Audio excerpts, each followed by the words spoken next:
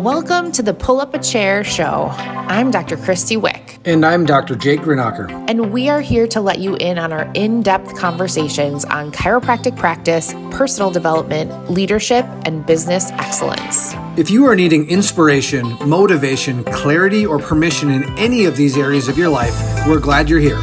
Pull up a chair. Hey, everybody, welcome back to another episode. Whether you're watching or listening, we're so happy you're back. This topic we're talking about today is such a big one. Krysti and I have probably talked about this in every group, in every platform, in every arena, in every conversation, whether it be groups one-on-one or groups us on many, for about the last year at least. So super excited to make it a little bit digestible and some actionable steps for you. And take it away, Krysti. Yeah, so really it is this thought process that you cannot fix profitability in your practice with volume. You can't fix profitability with volume. So that is so important for you. If you are writing notes or if you're listening, pause and just let that sink in. The only reason why Jake and I have been talking about this for the last year is because we are far enough along in practice and we have seen not only lots of other docs go down this path, but we personally have been down this path. And so we can share a little bit of the pain of the path and how it's really not sustainable for a lot of different reasons. But bottom line, and what I want to start with for all of you is just like the joy factor.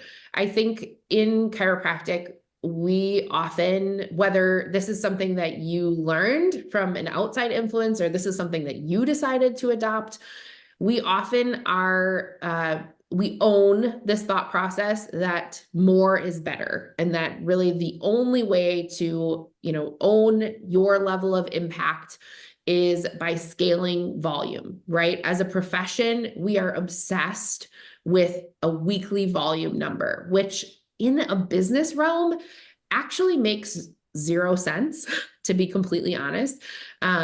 You really can't understand someone's business just by how many visits they see a week, because, they could be seeing 1,000 visits a week and charging $20 an adjustment. We actually are, we've seen that happen a lot. before.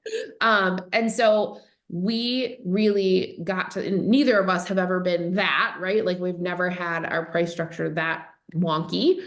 However, we both have had different points in our career where, that part of us was very activated. We were very focused on, weekly volume.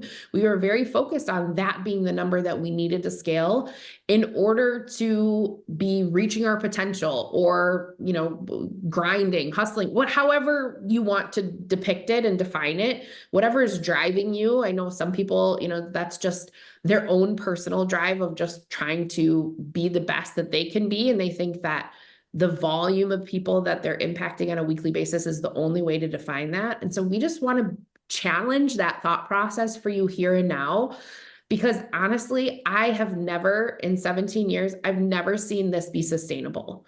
I have only seen it honestly crash and burn. And I would never want that to happen to you, especially when your health is involved. Like I mentioned, your joy is involved, your family life is involved, like who you show up as every single day is involved. Like there's so many pieces of you that you end up sacrificing if you're so stuck on this volume model. And so we want to just debunk some of this and give you a better thought process as a business owner so that you are setting yourself up for success now and in the future. Yep. And at the end of the day, I think what she said at the very end there is what we have to do to start breaking this, right? So how do we break the habit? We have to start using here and here. We have to start feeling it. What is, how is this different? We have to remember that we're in a service industry. In this, we are trading a service, for a fee, right? And at some point, the systems break if that's not right-sided, right? Whether it breaks in your satisfaction, your joy, whether your team starts to break, you start to get to a point where things are upside down if you don't look at this in a way that hey, listen, there's a transaction that's happening here. We're not selling a software where it's completely scalable, where you can sell 1 million a day. So you can kind of, profit or cost to the bottom because you have an unlimited amount of resources because it's a software, right? An unlimited amount of time. You can sell it at any time of night, any time of day. We have something that we're providing a service for people. So we have to remember that. And when you don't get this right, you can actually lose money the more people you see. So you can actually make less money by seeing more people if you don't get this right. Because when it comes to your team and it comes to scalability and it comes to adding people, if you're adding people in a not profitable model, you'll actually make less money by seeing more people. And not to mention, I mean, you also have to get rid of that thought process of the whole quantity over quality, right? Yeah. You have to remember that when you have an opportunity, when you have the best version of yourself and you have bandwidth, you are always going to deliver a more in-depth approach to your patient, whether that means that you're scaling the time with them or not. It may not mean you're scaling time with them, but it just means that your intention, your attention, your ability to, have 30 more seconds to give them at home recommendations, like the quality with which you can deliver the amazing power of chiropractic is probably going to be sacrificed, depending on how you scale this model. And especially if you don't have the profit to be able to scale it in the way that it should with the right team members and the right approach. Yeah, because what happens is when you start seeing more volume, right, and you start getting into these high numbers, you physically can't deliver it yourself. And this is what I mean about you start losing more money, right? So then we start having the associate conversation, right? Now we got to bring in an associate. Well, now you're absorbing a lot more cost for an associate, and your cost of delivered adjustment is going up, right? And if it's already maxed out, if you're already not very profitable and that goes up, you're actually okay. Now I was making, 32 cents an adjustment. Now I'm delivering adjustment and losing $5 an adjustment. You're going to be in some serious trouble if you don't get that right, right? So that's the biggest thing that we see here. And not to mention there's a value exchange, right? When when they're paying you a significant amount of money, you are innately going to deliver like an unbelievable care to them, right? And if that's off, you're going to start to see why is the quality of care decreasing? Why is this happening? It just could be because that value exchange is off. So there are literally 7 more conversations and offshoots of this that, we could dig through, but we want to try to keep these episodes, really easily digestible for you. And so I really think the most important first step is to just assess your level of burnout and your team's level of burnout alongside your profit margin. As Jake was just mentioning, if you don't have enough profit per visit, the actual ability for you to scale your practice as a business is severely impaired. And for sure, way down the line, wherever this is for you, your ability to sell your business for what it's worth is also super impaired, right? If you have a horrible profit margin, which everyone's going to be like, what does that mean? In chiropractic, I'm going to say if you have a higher volume practice and your profitability is under 20%, you have absolute room to grow that. Obviously, depending on the model that you run, your profit margin in chiropractic could be north of 50%, 50 to 60% if you have, a really streamlined operation. But neither of us are preaching, low volume because neither of us run a low volume practice. We still run high volume practices. We just aren't at the high volume of 700 to 800 a week anymore while sacrificing our profitability because it just doesn't make sense for us personally. It doesn't make sense for our team. It doesn't make sense for our level of joy. And so this is where you have to do the work to find your sweet spot between that level of how much time your team has to give, what your profit margin needs to be in order for it to make sense for you to scale and sell eventually, and how you actually want to deliver the chiropractic model inside of your practice so that you can lay your head down at night and know that you're making an impact. Yeah. And Krysti and I will actually dive into a future episodes on making numbers make sense and what are the basic numbers. But if you really want to look at profitability, you want to find what is your cost to deliver an adjustment, which is literally just what are your costs every month? Look at your fixed costs every month. How much does it cost you to be open, payroll, rent, all that kind of stuff, divided by the average number of patients you see in a month, and you'll get a number. That's your cost to deliver an adjustment, right? And then your office visit average, which is just how much you're collecting per patient on average for a month, is how much you're collecting. The difference between those is your profit, right? So it's very basic, right? But you can find all this stuff, and we'll get into that more detail coming up. But one thing I always hear a lot about this is like this heart for seeing big families and kids and whatever, which I have. We've had a family pediatric based practice for 15 plus years. We have a massive heart for seeing these kids. But one of the pucker factors that I've talked to people about that sometimes is like, ooh, did he just say that? Is whose kids do you care more about? Theirs or yours, right? Because if you are coming back at the end of every day broke and drained physically, emotionally, mentally, when you have nothing more to give to your kids, right? That is not a winning scenario, right? You want to make sure that you have this right so you can take a vacation with your kids, bring them to Disney.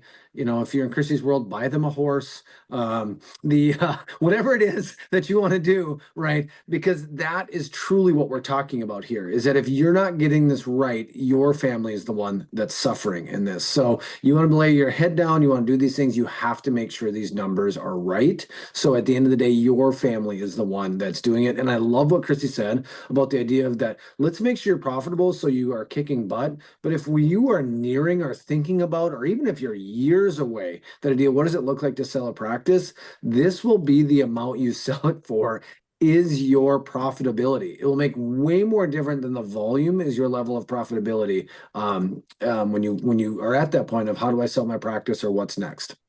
Yeah. And don't forget, what Jake said, the physical burnout is so physical and energetic burnout is so real.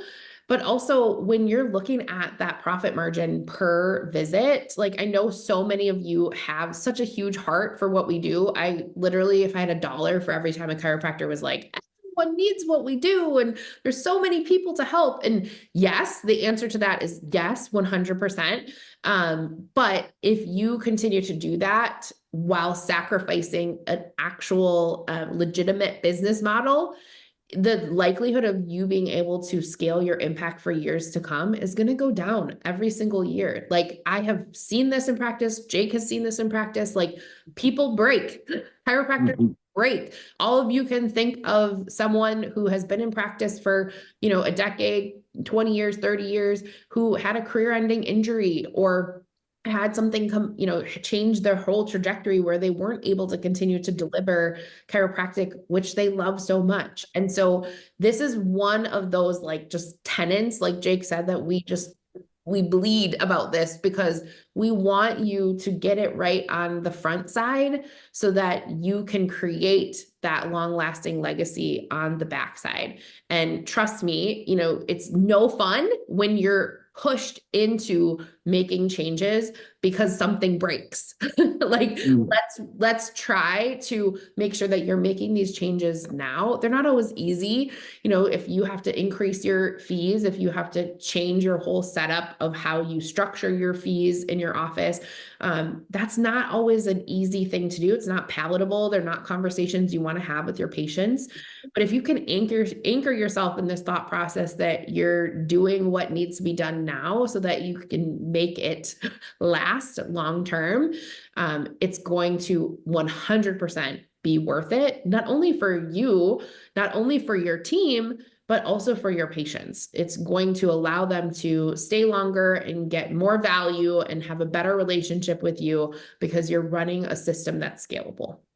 And one thing that we had talked to a few chiropractors a little while ago that I want to kind of anchor in that may help the bleeding heart of the chiropractor here is, what if you set up a business that was so profitable and so well done business in your business that you had a fund, an angel fund, or whatever it is, that when you met the person that needed help, when you had the family that came in that can afford it, you could say, here, this is a fund we set up to help fund care in your practice. We're going to give you a scholarship for care, right? It's not that everybody in your practice was you can't do that unless you're profitable. You can't do that unless you are abundant and you have lots of financial resources. But if you do this right, you'll be able to give back more than you are right now because you're giving from a profitable full cup than one that's not profitable and you're scraping to get by, and you can't do that for anybody. And how much better will that feel if you can do that, and you can do that if you're profitable?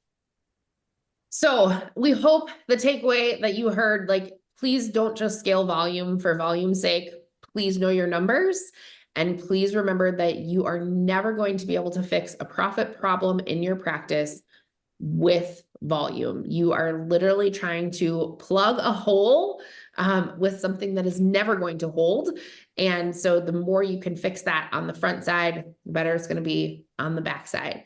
If this sparked any questions for you, if you want more information on certain pieces, especially in this early stage of the show, please send us a message on Instagram. Say, I need more clarification on this piece, or can you dive into this, number? So that way we can craft these episodes specific to what you need to understand in order to truly thrive in practice. Yes. And again, if it's like, hey, I'd love to hear about this, send us a message. Maybe we'll make it an episode coming up. So we are absolutely wanting to curtail as to what you guys want to hear. The whole idea is so you can pull up a chair and join us in our conversation. But if you have an idea for the show, we'd love to hear it. All right. We can't wait to see you next time. Bye, everybody. Bye. Thanks for tuning in to the Pull Up a Chair show. Whether you're watching on YouTube or listening to the show on your favorite platform, make sure you hit subscribe so you never miss an episode. If you found value in today's episode, please share it with a colleague. We would be honored. To connect with us, you can find us on IG at The Pursuit Kairos, or you can email us at connect@thepursuitkairos.com.